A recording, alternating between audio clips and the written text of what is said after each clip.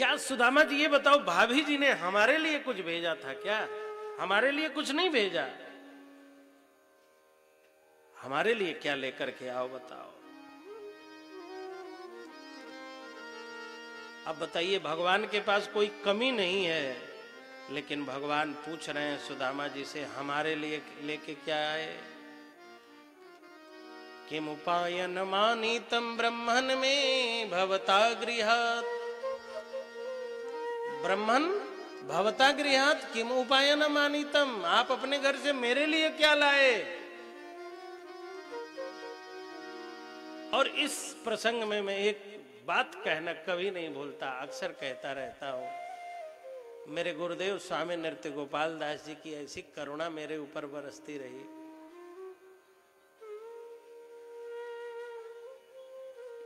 मैं पूरी पढ़ाई किया और सारा खर्च उन्होंने दिया, लेकिन एक आदमी भी हमें ऐसा नहीं मिला आज तक जिससे उन्होंने कहा है कि राधे श्याम शास्त्री को मैंने पढ़ाया लिखाया, मंच पे बिठाया। किसी से नहीं कहा। लेकिन जब मैं कथा से जाता हूँ और उनके लिए फलहार का कोई चीज लेके जाऊं, कोई वस्त्र दे दूं, कुछ मिठाई दे दूं, 500 रुपये 1000 दे दूं, तो कम से कम 10 लोगों से कहते हैं, राधे श्याम हमारे लिए फलहार लेके आ। राधे श्याम ने मेरे लिए 500 रुपये दिया। राधे श्याम कपड़ा लाए थे, आज उन्हीं का दिया हुआ कपड़ा। इस तरह बोलते हैं महाराज, इस युग के वो अवतार। कल महाराज जी भी चर्चा कर रहे थे, श्री गिरीशपति त्रिपाठी जी महाराज। कभी मैंने अनुभव ही नहीं किया कि इन्होंने मेरे ऊपर एहसान जैसा कुछ व्यवहार नहीं, जैसे मैंने कभी कुछ न किया इस तरह व्यवहार हमेशा से। लेकिन यदि मैंने कुछ कभी दिया, 10 लोग। एक बाप की यही इच्छा होती है, जब पुत्र लौटे, यहाँ सब बाप बैठे हुए हैं, धनवान बाप की भी इच्छा होती है कि जब बेटा कमा के लौटे तो पैर छुए और 100 रुपया दे के कहे कि पापा जी ये 100 रुपया रखिए, जाके चाय नाश्ता करिए। बाप के पास कमी नहीं है, लेकिन ये इच्छा रहती है कि नहीं? और जब 100 रुपया 500 रुपया दे देगा तो भाई साहब शाम को जाएंगे और सब अपने मित्रों को, आइए आइए आइए, फोन कर देंगे, आज बाजार में मिलो, बढ़िया समोसा चाय चलेगा। और लोग पूछेंगे आज कुछ जाने नहीं, भैया आए आवते 500 रुपया दें, कहीं जाओ बप्पा चाय पानी कह लो, कोनो कमी हुई तो फिर बताए। हाँ, बहुत मानता है हमारा बेटा। ओहो क्या बताए, आते ही पैर छुआ, कुशल क्षेम पूछिन हमार बेटा। बाप ने कितना किया कभी नहीं कहता, लेकिन यदि पुत्र ने चरण बंदन करके 500 रुपया दे दिया तो पूरे मित्रों से घूम घूम के कहेगा। भगवान भी यही इसी तरह पूछ रहे हैं, सुदामा हमने कुछ भी नहीं दिया, लेकिन ये तन तो मैंने ही दिया है ना। मानव का तन किसने दिया है? ब्राह्मण तो मैंने ही बनाया ना। कुछ नहीं दिया तो तन तो दिया, कम से कम साधन तो दिया। साधन धाम मोक्ष कर द्वारा, मोक्ष का द्वार दे दिया, साधन का धाम दे दिया, क्या नहीं दिया? अब तुमसे मैं यही तो पूछता हूं, क्या लेके आए? मतलब साधन का धाम मोक्ष का द्वार पा करके तुमने मेरे लिए क्या किया, क्या लेके आए? तो सुदामा जी लेके तो गए थे, लेकिन संकोच में बोल पड़े, लाला कछु लेके ना आए भैया, क्या था जो लेके आते? तब भगवान ने उस समय वाली बात यहां पर याद दिलाई है। सुदामा जी याद है, हम आप एक ही विद्यालय में पढ़ते थे। एक दिन लकड़ी लेने गए और चना की पोटली आपके पास थी, और जब रात हुई और वर्षा होने लगी और आपको जब भूख लगी तो सुदामा जी ने कहा कि बस बस अब आगे वाला प्रसंग मत सबके सामने बताओ। 16,108 के सामने आरती उतारी, अब सबके सामने वो वाली बात भी बताओगे कि हम अकेले अकेले खा गए थे, अब यही प्रसंग रह गया है, तो लोग क्या कहेंगे? माने पूजा भी सबके सामने और मेरी खिंचाई भी सबके सामने। तो भगवान ने कहा मैं जो भी करता हूँ सबके सामने ही करता हूँ, अकेले का काम नहीं है। सुदामा जी ने कहा किसी से ये बात कहना नहीं कि हम खा गए थे। तो भगवान ने कहा कि उस समय हमें बुरा नहीं लगा, लेकिन अब बहुत बुरा लग रहा है। भाभी ने दिया है और तुम छिपा रहे हो। लाओ सुदामा, पोटली दे करके अपने प्रारब्ध को मिटाओ। हमारी पोटली तुमने ली थी, हमारी पोटली वापस करो, प्रारब्ध मिटाओ और मोक्ष को प्राप्त करो, मुक्ति को प्राप्त करो, सुखी हो जाओ। ये प्रारब्ध जब तक हमारा पीछा कर रहा है ना, तभी तक दुखी हैं हम लोग, और अपने अपने कर्म और प्रारब्ध से हम सब बंधे हैं और दुखी हो रहे हैं। पोटली हाथ में लग गई, एक मुट्ठी खा के एक लोग, दूसरी मुट्ठी खा के दूसरा लोग, तीसरी मुट्ठी खाने जा रहे थे, रुक्मणी जी ने रोक लिया। प्रातः काल हुआ, सुदामा जी महाराज चल पड़े। भगवान ने कुछ दिया नहीं, और जब सुदामा जी अपने गांव में गए, जा रहे थे, तो सोच रहे थे मेरी पत्नी पूछेगी कि क्या दिया उन्होंने।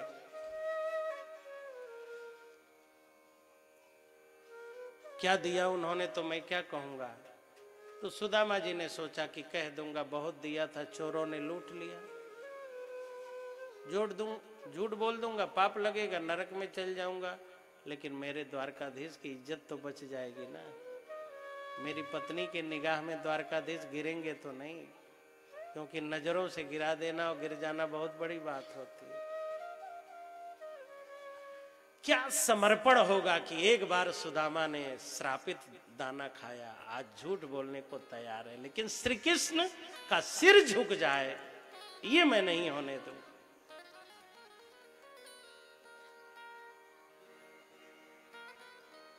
सुदामा जी ने सोचा कह दूंगा, क्या लगा। और जब सुदामा जी अपने गांव में पहुंचे तो भगवान ने तो विश्वकर्मा के द्वारा, यहां माया के द्वारा ऐसा कुछ निर्माण कराया है कि सुदामा जी भ्रमित हो गए कि मैं फिर द्वारका में ही पहुंच गया क्या। द्वारका से भी सुंदर नगरी। अब सुदामा जी, अरे फिर इतना चले फिर द्वारका पहुंच गए, तो हमारा गांव पोरबंदर कहाँ है। एक आदमी से पूछा है भैया इधर आओ, कोई आ ही नहीं रहा है। सुदामा जी ने कहा आ क्यों नहीं रहे हो, डर रहे हो क्या। तो कहा राजा से बोलने में डर तो लगता ही है। सुदामा जी ने कहा हम राजा हैं। अरे साहब आप नहीं है तो और कौन है, यहाँ के आप ही तो राजा हैं। सुदामा जी को लगा कि इसका स्क्रू कुछ ढीला हो गया है, कपड़ा फटा हुआ है, पहनने को नहीं है, हमको राजा बता रहा है। फिर सुदामा जी, ए भैया इधर आओ, वो पोरबंदर कहाँ है। राजन ऐसा न पूछिए, महाराज जी ऐसा न कहिए। अरे क्यों हाथ जोड़ रहे हो, मैं तो सुदामा हूं। तो कहा महाराज हम आपको पहचान रहे, अपने राजा को कौन नहीं पहचानेगा। सुदामा जी ने कहा हम राजा हैं। तो गांव वालों ने कहा महाराज जब आप गए थे तब रंक थे, लेकिन अब आप राजा हैं। ये जो पोरबंदर है आप ही की नगरी है।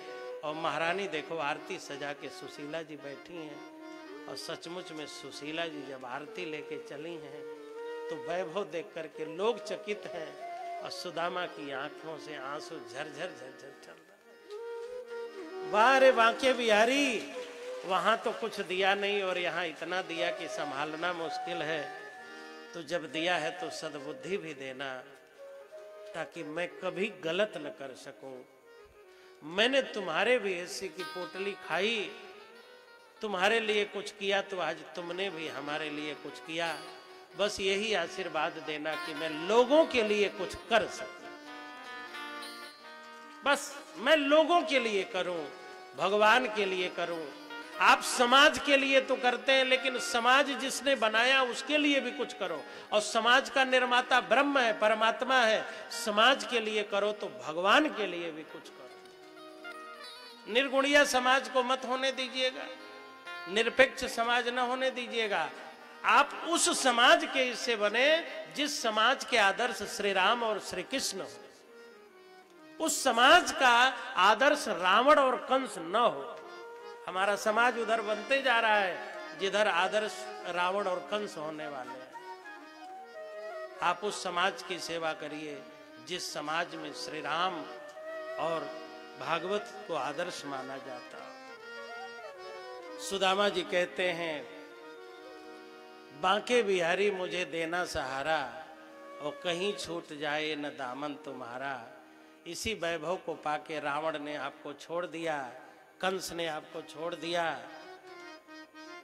मैं आपको न छोड़ने पाऊं। दुर्योधन ने आपको छोड़ दिया, सब आपके रिश्तेदार थे लेकिन सबने छोड़ा।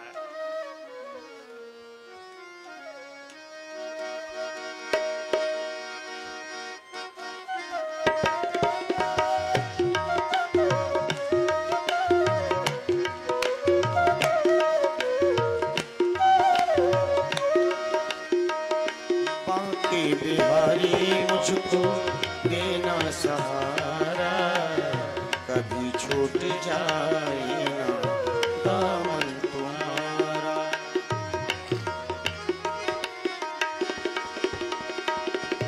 बांके बिहारी मुझको देना सहारा, कभी छूट जाए ना दामन तुम्हारा।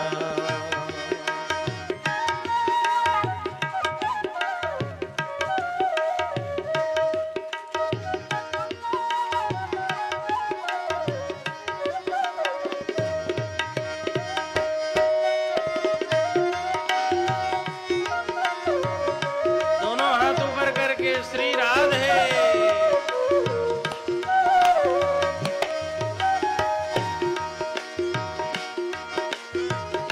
तेरे रास्ते से हटाती है दुनिया, तेरे रास्ते से हटाती है दुनिया, तेरे रास्ते से हटाती है दुनिया, तेरे रास्ते से हटाती है दुनिया।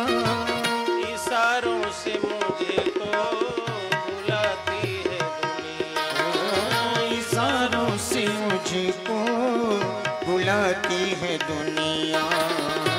छोड़ो नगर गिज तेरा इशारा, छोड़ो हर गिज तेरा इशारा। कभी छूट जाए ना दामन तुम्हारा, बांके बिहारी को देना सहारा, कभी छूट जाए ना दामन तुम्हारा।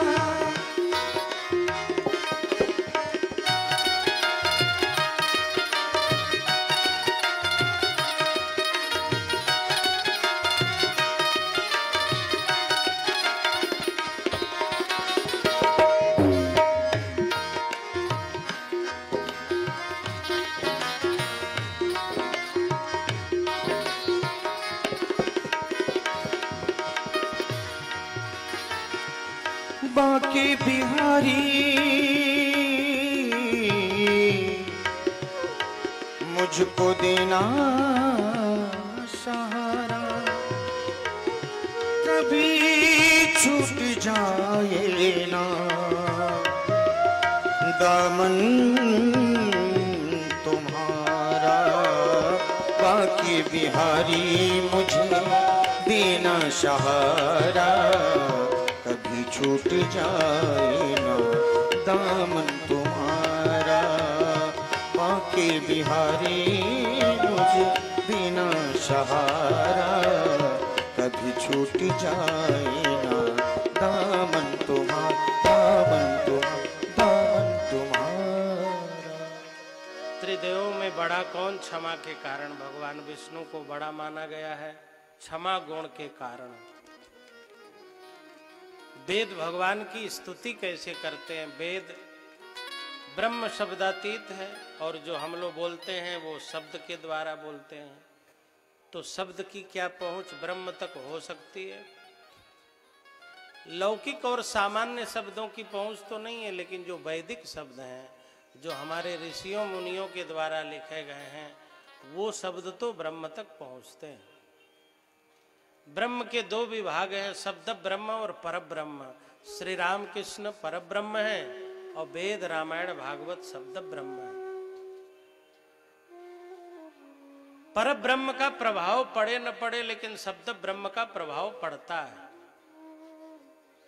राम जी को रावण ने देखा, कहां प्रभाव पड़ा। हनुमान जी को मेघनाद ने देखा, कहां प्रभाव पड़ा। श्री कृष्ण का दर्शन कंस ने किया, कहां प्रभाव पड़ा। लेकिन शब्दों का प्रभाव पड़ता है।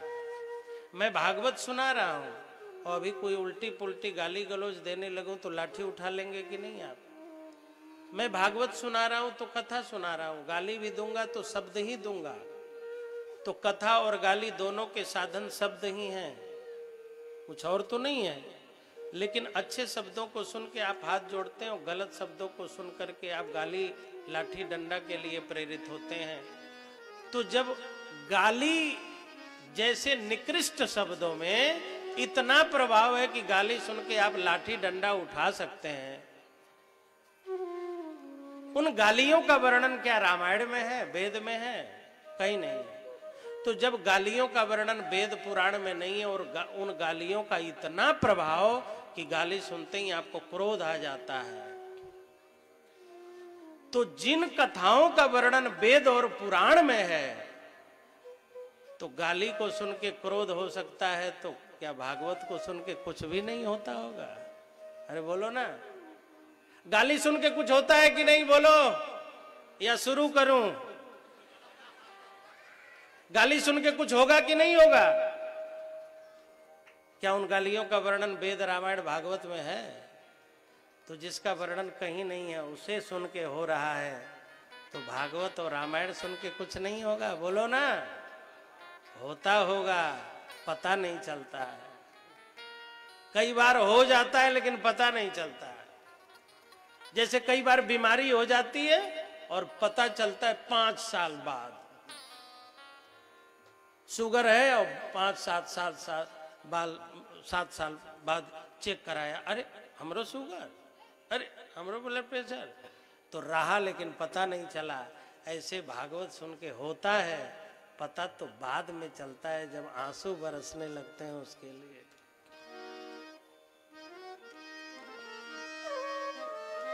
इसलिए वैदिक शब्द, दिव्य शब्द जो हमारे वेद हैं, पुराण हैं, इन शब्दों का प्रभाव पड़ता है। 11वां स्कंद प्रारंभ हुआ, ये मुक्ति स्कंद है। संदर्भ नाम के ग्रंथ में, संदर्भ ग्रंथ, संदर्भ नाम का ग्रंथ ही है, उसमें लिखा है कि भगवान ने विचार किया कि जब मैं अंतर्धान हो जाऊंगा तो मेरे विरह में, मेरे विक्षोभ में, मेरे दुख में ये जो यदुवंशी लोग हैं, मेरे परिवार के लोग हैं, या तो मेरे विरह में मेरा मार्ग अपना लेंगे, या विक्षेप अधिक बढ़ जाएगा तो पागलपन हो सकता है। जैसे आपने देखा होगा जब कोई बहुत पढ़ लेता है तो या तो विद्वान हो जाता है या दिमाग खराब हो जाता है। कई अत्यधिक पढ़ने वालों को देखा होगा कि उसका दिमाग फेल कर गया। भगवत अंतर्धाने सती तद वियोग क्षुभितई ही उन्मत्त चेष्टई ही उपमर्दिता पृथ्वी एव लक्षति। हमारे परिवार के लोग हमारे विरह में कहीं पृथ्वी का नाश ही न कर दें। जिस पृथ्वी का संरक्षण मैंने किया, संबंधन मैंने किया, कहीं ऐसा ना हो कि मुझे ढूंढते ढूंढते जैसे सगर के पुत्रों ने पूरी धरती खोद डाली, ऐसे मेरे वंश के लोग तहस नहस कर डालें।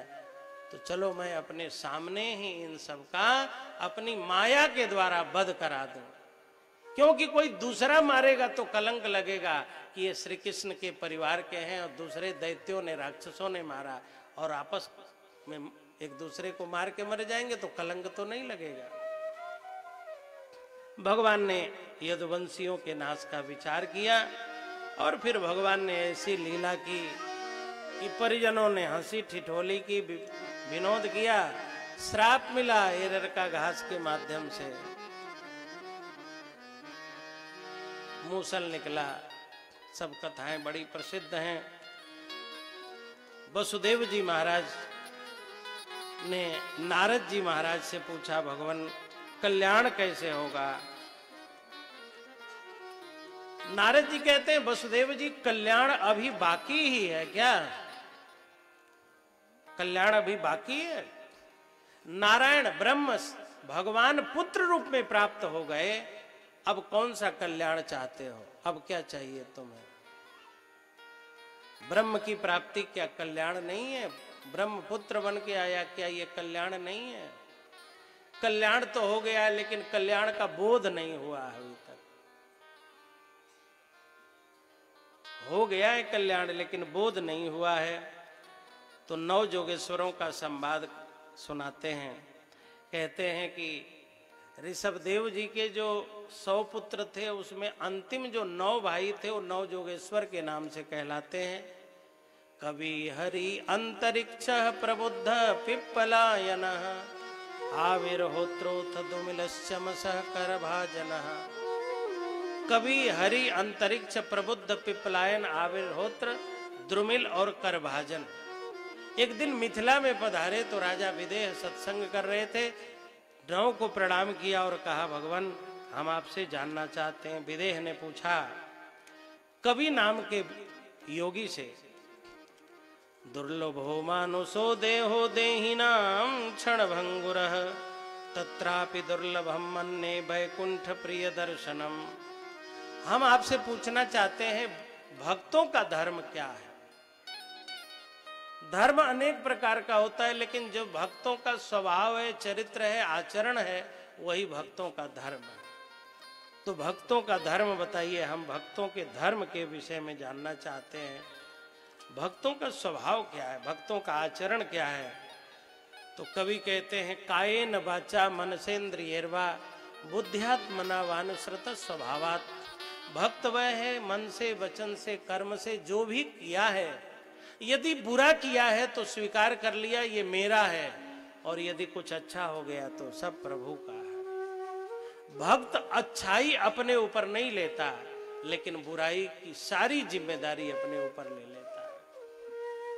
मेरे अंदर जो शरीर का जड़ तत्व था, उसी जड़ से प्रभावित होकर के मेरे बुरे कर्म किए, लेकिन प्रभु इस शरीर से यदि कुछ भी अच्छा हुआ, जो समाज के काम आया, राष्ट्र के काम आया, परिवार के काम आया, लोगों के काम आया, वो सब आपकी करुणा है, वो सब आपकी कृपा है। अच्छा सुनो, घर में बहू चाय बनावे और चीनी थोड़ी सी अधिक पड़ जाए, और सास जी कहें चीनिया ज्यादा है, तो बहू मालूम कर अब पड़ गई तो हम क्या करें? माने जबरदस्ती है, कूद के पड़ गई हो, उसमें हम क्या कर सकते? और अंगना में पानी गिर जाए, सास जी डांटे पानी कैसे गिर? अब मम्मी गिर गवा तो अब हम क्या करें? जैसे अपने गिर गवा हो। ये सब्जी कैसे जली? अब सब्जी जल गई, बस जैसे अपने जली हो, उसमें हम क्या किए हैं? और यदि बढ़िया बन जाए तो मम्मी हमारा अम्मा बनावत रही, सिखाए रही ये। यदि अच्छा बन गया, महाराज जी ऐसा तो आप कभी खाए भी नहीं होंगे। मन तो करता है जो अंदर गया वो भी निकाल के तुम्हारी खोपड़ी पे डाल दे। भिखारियों से ज्यादा कोई आइटम खाता होगा क्या? जिसे दरवाजे दरवाजे घूम के खाना है, उसे कौन आइटम की कमी? अच्छा हो जाने पर। अच्छा, हम लोग इतने कमजोर हैं कि चाय में चीनी अधिक पड़ जाए तो इतनी भी नैतिकता नहीं है कि कह सके कि हमसे चीनी अधिक पड़ गई। इतने डरपोक हैं कि इतनी भी हिम्मत नहीं रह गई कि कह दें माँ चीनी हमसे ज्यादा पड़ गई, माफ करिए, कल से नहीं डालूंगी। वो इसलिए कह रही है पड़ गई ताकि डांट न पड़े और फिर पड़ती रहे, और शुगर में तुम्हारा वो स्वीकार कर लेगी तो सुधार करना पड़ेगा ना। जो स्वीकार कर लेगा उसे सुधार करना पड़ेगा, और जब न स्वीकृति होगी न सुधार होगा। गाड़ी से जा रहे हैं, गड़िया लड़ गई भैया, गड़िया लड़ गई, वो जड़ है वो लड़ती है? और यदि पहुंचा दिए फिर ले आए, ड्राइवर बहुत बढ़िया है भैया, गाड़ी छू गई, गड़िया छू गई, माने गाड़ी छू गई, आदमी ने कुछ नहीं किया। आदमी अपने बचने के पूरे प्रयास में लगा हुआ है कि हमारा दोष, हमारी गलती न बाहर आने पाए। ये कमजोर लोगों का लक्षण है। कमजोर आदमी तुरंत सफाई दे देगा। ये नहीं कहेगा कि हाँ गलती हो गई, अब कल से मेरा पूरा प्रयास रहेगा। यही तो लड़ाई है कि वो नहीं स्वीकार करती, वो भी नहीं स्वीकार करती, वो भी नहीं स्वीकार करती, वो भी। लेकिन भक्त कहता है यदि कुछ बुरा है तो मैंने किया है, और यदि कुछ अच्छा हुआ है तो हे प्रभु आपकी कृपा से हुआ है। फिर राजा ने पूछा कि भक्त किस तरह का व्यवहार करते हैं, तो कहा प्रथम कोटि का भक्त वह है जो सब में भगवान को देखता है, द्वितीय कोटि का भक्त वह है जो भगवान में और भक्त में देखता है, और निकृष्ट कोटि का वह है जो केवल मंदिर में भगवान को देखता है। भागवत में केवल मंदिर में भगवान देखने वाला निकृष्ट कोटि का भक्त बताया गया।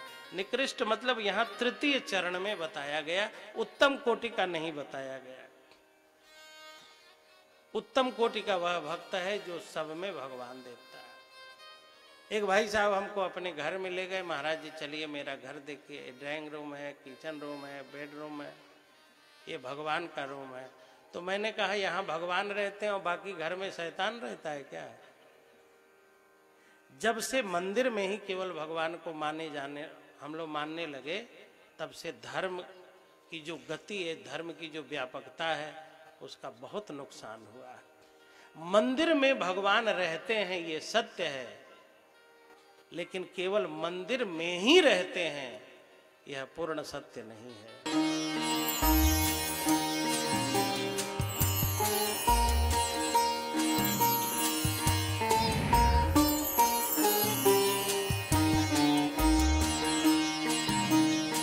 प्रायोजक हैं डॉक्टर ऑर्थो वैदिक ऑयल एवं कैप्सूल, जोड़ों के दर्द की बेजोड़ दवा।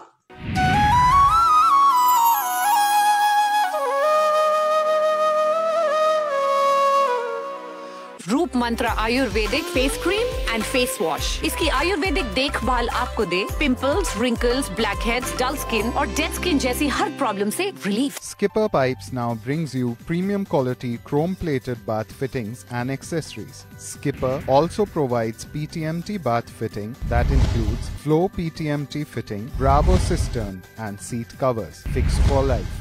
हर कोई चाहता है कि उसकी स्किन हो सुंदर, कोमल और ब्राइट, तो फिर कोई भी साधारण सी कॉस्मेटिक क्रीम क्यों? अपनाइए 12 खास आयुर्वेदिक जड़ी बूटियों से बनी रूप मंत्र आयुर्वेदिक फेस क्रीम। ये कोई कॉस्मेटिक नहीं, आयुर्वेदिक औषधि है। Swami Vivekanand Subharti University, one of the leading universities of North India, 250 acres campus, 220 plus professional and vocational programs, 20,000 plus students, state-of-the-art infrastructure, 100% placement record. Come, give wings to your career with Swami Vivekanand Subharti University, where education is a passion. NH 58, Meerut, Delhi, NCR. इस कथा के प्रायोजक पेट सफा आयुर्वेदिक चूर्ण, पेट सफा हर रोग दफा। पंडित भानुकृष्ण शास्त्री जी के मुखारविंद से श्रीमद् भागवत सप्ताह ज्ञान यज्ञ का भव्य आयोजन 17 अप्रैल से 23 अप्रैल 2021। समय दोपहर 12 बजे से सायं 4 बजे। कालका मंदिर, ग्राम कुटरैली, जिला भिंड, मध्य प्रदेश में किया जा रहा है। कथा का सीधा प्रसारण देखिए सिर्फ सुभारती टीवी पर।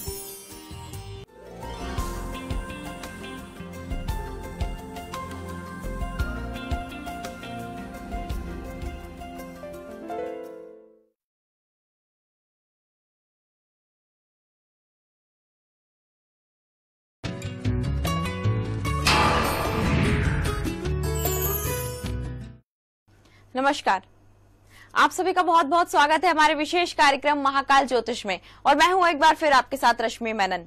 दोस्तों, हर घर के निर्माण में कुछ ना कुछ वास्तु दोष रह जाते हैं, क्योंकि वास्तु के अनुसार हर चीज को घर में बनाना हमेशा मुमकिन नहीं रह जाता। आपके घर में भी इसी कारण से वास्तु दोष का प्रभाव बना रहता है, जो कभी लोगों को बीमार करता है तो कभी धन की परेशानी खड़ी करता है। लेकिन इन दोषों से बचने के लिए उपाय होते हैं, जिन्हें आजमाकर आप वास्तु दोष से खुद को बचा सकते हैं। और यही उपाय आप तक पहुंचाने के लिए आज एक बार फिर हमारे साथ स्टूडियो में मौजूद है पंडित मनोज तिवारी जी। तो आइए उनका स्वागत करते हैं। पंडित जी, आपका बहुत बहुत स्वागत है। पंडित जी, जैसे कि हम बात करेंगे वास्तु दोष की, तो ऐसा होता है कि घर बनाते समय ऐसी कौन कौन सी चीजें होती हैं जिनको ध्यान में रखकर घर को बनाना चाहिए? जी, बिल्कुल सही आपने सवाल किया है, क्योंकि अगर देखा जाए इंसान हर चीज तो देख लेता है, लेकिन जब घर बनाने लगता है तो ये नहीं देखता है कि जमीन की हमारा जो है, इस जमीन को हमें देखना है कि इस जमीन में किस तरफ हमको क्या करना है। घर में जो है नक्शा जो बनाते हैं, जैसे कि घर का मॉडल जो तैयार करते हैं, उस मॉडल में अगर देखना है कहीं वास्तु का प्रभाव तो ऐसा नहीं पड़ सकता है कि ऐसे बना देते हैं, बनाने के बाद घर में जो है वास्तु का प्रभाव। इसलिए सर्वप्रथम घर बनाने से पहले वास्तु दोष की जो है पूर्ण रूप से जो है उसका विश्लेषण कराएं या किसी के माध्यम से जानकारी ले करके फिर उसके बाद में करें। अगर वास्तु दोष आपके घर में है, आपने घर मान लो बना ही लिया है, घर में आप रह रहे हैं, वास्तु दोष आपको जो है परेशान कर रहा है, आपके जीवन में स्थिरता नहीं बनने दे रहा है, करियर में लाभ नहीं हो रहा है, परिवार में कलेश हो रहा है, जीवन में स्थिरता नहीं बन पा रही है, तो आप ये सोचिए कि वास्तु दोष है तो हमारे घर में इसको जाना कैसे जाए और जानकारी कैसे होने के बाद इसका उपाय कैसे किया जाए। तो पहली चीज तो आप जान ले कि घर में अगर कोई समस्या ऐसी होती है, दुर्व्यवहार यानी कोई कष्टदायी दुखदायी चीजें आती हैं या कोई प्रॉब्लम होती है घर में, तो भी समझ लें कि वास्तु का प्रभाव कहीं ना कहीं हमारे परिवार में है, हमारे घर में है, हमें दिक्कत दे रहा है। और उसको इसका उपाय करने के लिए आपको करना क्या है, केवल छोटा सा उपाय है। जो आपको क्या करना है कि एक जो है शनिवार के दिन आपको ध्यान रखना है कि 4 कोने पे आप एक प्लेट जो है 4 प्लेट रख दीजिए, और 4 प्लेट आप जो है हर शनिवार को जो है एक नमक जो है ले करके और चारों तरफ जो है मतलब उसको कोने कोने पे रख दीजिए।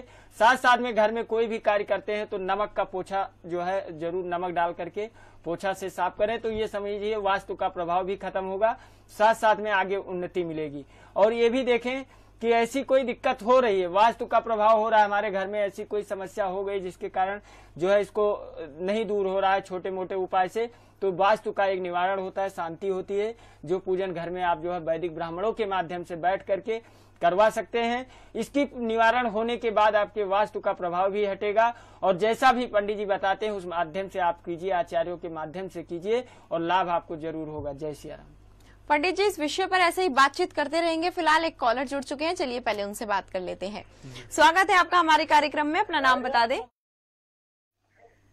जन्म स्थान है हमारा महाराष्ट्र, जन्म तिथि हमारी 1988 है जी, और जन्म का समय? जन्म का समय है 10:05। जन्म की तिथि पूरी बताइए आप, तारीख और महीना। 10/7/1988 जी। क्या जानना चाहते हैं आप पंडित जी से?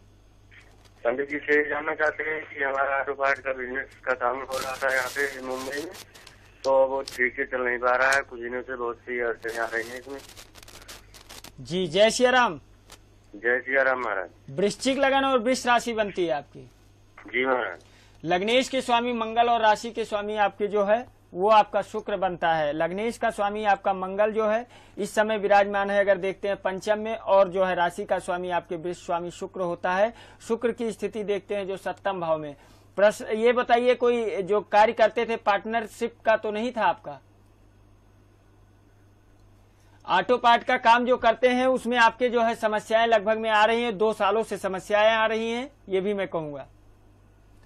2 साल से आपके जीवन में स्थिरता नहीं बन पा रही होगी, जैसा आप चाहते हो वैसा हो नहीं रहा है। बिजनेस आपका धीरे धीरे एकदम डाउन होता जा रहा होगा, क्योंकि लोखंड का काम आपको सूट नहीं कर रहा है, और जब से आपने इसमें हाथ डाला है तब से आपने नुकसान के सिवा कुछ अच्छा कार्य नहीं किया होगा। आप मोटर पार्ट का कार्य करते हैं, आप बिजनेस आपका अगर आप करते हैं, अगर मोटर पार्ट का कार्य प्रारंभ कर दिए हैं तो इसका निवारण कीजिए, क्योंकि शनि आपके ऊपर अनिष्ट है, और जब तक शनि आपका सपोर्ट नहीं करेगा तो लोखंड का कार्य आप नहीं कर सकते। और लोखंड कार्य करने के लिए आप शनि को मजबूत कीजिए, मंगल को मजबूत कीजिए, और तभी आपको लाभ हो सकता है। और शनि मंगल आपका कमजोर होकर के आपके पत्रिका में बैठा हुआ है, शनि और मंगल का आप उपाय कीजिए, लाभ जरूर होगा। शनि के लिए आपको करना क्या है कि शनिवार को आप जो है शनि मंदिर जा करके, शनि को मंदिर में जा करके जो है सरसों के तेल से अभिषेक करना है, और काले चीजों का आपको दान करना है, ये ध्यान रखना है। आप इसको करिए, और मंगलवार के दिन आपको जो है भगवान बजरंग बली का जो है उपासना करना है, बजरंग बाण का पाठ करना है। अगर राम रक्षा स्तोत्र का पाठ कर सकते हो तो उसका पाठ कीजिए, बिजनेस आपका अच्छा चलेगा। जय श्री राम। जी हाँ, उम्मीद करती हूँ आपको आपके सवाल का जवाब मिल गया होगा। बाकी दर्शकों को भी ये बता दूं कि यदि वो पंडित जी से बात करना चाहते हैं तो नंबर लगातार उनकी टीवी स्क्रीन पर दिखाया जा रहे हैं, वो हमें कॉल कर सकते हैं, पंडित जी से बात कर सकते हैं। और ये जरूरी नहीं है कि वास्तु दोष से संबंधित ही परेशानी हो तो ही वो हमें कॉल कर सकते हैं। उनकी जिंदगी में कोई भी परेशानी हो, किसी भी प्रकार की परेशानी हो, तो आप हमें कॉल करके पंडित जी से बात करके अपनी सभी समस्याओं का समाधान जान सकते हैं। तो पंडित जी, आगे बढ़ते हुए मैं आपसे जानना चाहूंगी, यदि वास्तु दोष को ध्यान में ना रखते हुए अपने कोई मकान का निर्माण करवा लेता है तो उसके बाद में उसे किस प्रकार की परेशानियों का सामना करना पड़ता है? जैसे कि उसके घर में कोई घटनाएं घटित होती हैं, जैसे कोई प्रॉब्लम होती हो या कोई हानि हो, परिवार हानि हो जाए, या ऐसा नहीं घर में गाय भैंस है, ऐसी भी स्थिति होती है गाय भैंस का, या कुछ ऐसा नुकसान इंसान को मतलब ऐसा लगेगा कि जिसमें उसको लगे कि हाँ कि ऐसी प्रभाव है। उसके प्रभाव कब होते हैं ये भी जान लीजिए कि प्रभाव होने के उसके जैसे घर के प्रभाव जो प्रारंभ होता है, घर बनाया आपने तुरंत रहना प्रारंभ किया तो ये नहीं कि आप आज घर में प्रवेश किए तो कल आपको समस्या हो सकती, ऐसा नहीं, धीरे धीरे करके कहीं ना कहीं आपको समस्या देगा।